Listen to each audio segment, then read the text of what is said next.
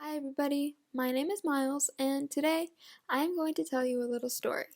A story about myself where I take you through a research project I have been working on for the past 4 months. Through this project, the main topic was to explore and find discoveries through my relationship with media throughout this pandemic.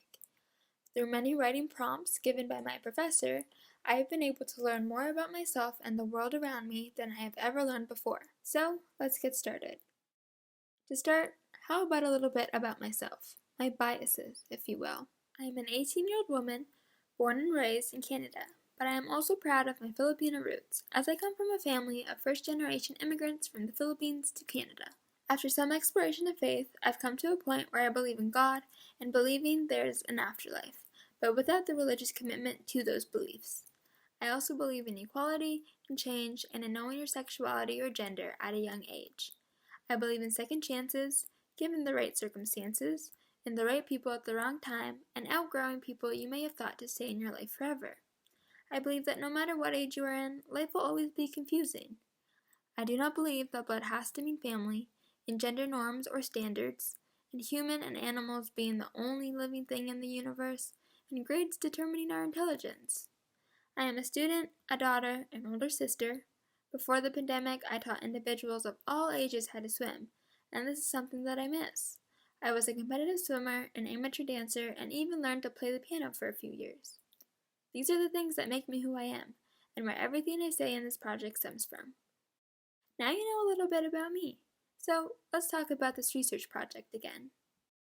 This research project consisted of 10 weekly field reports, consisting of various prompts that had to do with our main topic. Most of my field reports written for this project were written in what used to be my house's guest bedroom, but has now turned into my office during this pandemic. On a few late nights, some of my field reports were written in my bedroom, but the majority of them were in my office. This would be my field site. All these field reports were written in a context in which follows my current life, meaning this whole study would correspond to my everyday life right now.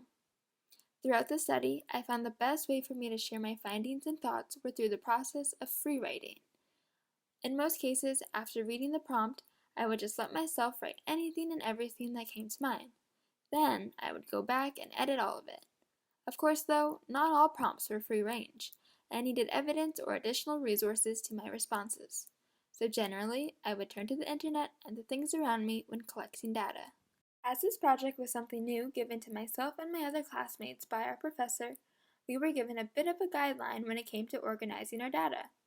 Each process of this research report was to follow certain instructions, such as adding the time, where we wrote the field report, and numbering the questions. Then, for our draft and final research report, they had their own guidelines as well. Additionally, for the draft and final research report, we had to do something called coding, something else that was new to many of us. Coding looks something like this. In a categorized table, we had to go through each of our field reports looking for words that would fall under the given categories. This was an interesting task to me, as many of these words were a surprise to see when putting them in the table. I noticed my coding chart had a few patterns. To start, my most used words were social media, family, and Instagram. I'm not very surprised at these results though, with this being a research report based on my personal media experiences. These three things are definitely prominent elements in my life, so it seems quite fitting as my top 3 most used words. Another aspect I wanted to point out was how many words ended up falling on my people category. Although not many of them were used more than once, I was not expecting to mention or refer to so many people and people-related words. I would assume this pattern of referring to all these words and names can show how a lot of my experiences come from others. It may also represent that with this pandemic, I did a lot of examining on all the relationships I am in, and also how much others around me can affect me.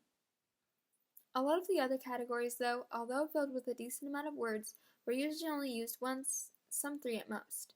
There are a few other words like mother, parents, books, news, society, and Dr. Strangelove, which are not used as much as my top 3, but vary from 5 to 10 uses. Noticing all these patterns made me notice a lot of things in my research report, so I found that quite interesting. To wrap this up, this project has had a great impact on me. All 10 of these field reports were kind of an eye-opener. I feel as though many of the questions and prompts always pertain to subjects that we usually try and disregard or keep hush-hush. I have gained awareness of the use of trauma culture, corporate media, digital misogyny, and more. These are examples of aspects that are a part of media that have become so normalized. I never really realized, though, how negative they were until having to talk about them. By learning these things, it has made me feel frustrated that all this has happened, especially knowing that they have been happening for so long. Being so frustrated, I could only hope for change.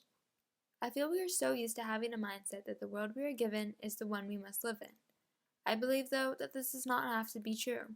We don't have to accept the fact that the media we are absorbed in has to have a negative impact on us, or the world in general has to have a negative impact on us. It is important to understand that the world is filled with so many unfortunate events and people, but also understand that you do not have to just stand by and watch it happen. From this project alone, I have learned so much, and I hope to continue learning and trying to make a change when I can.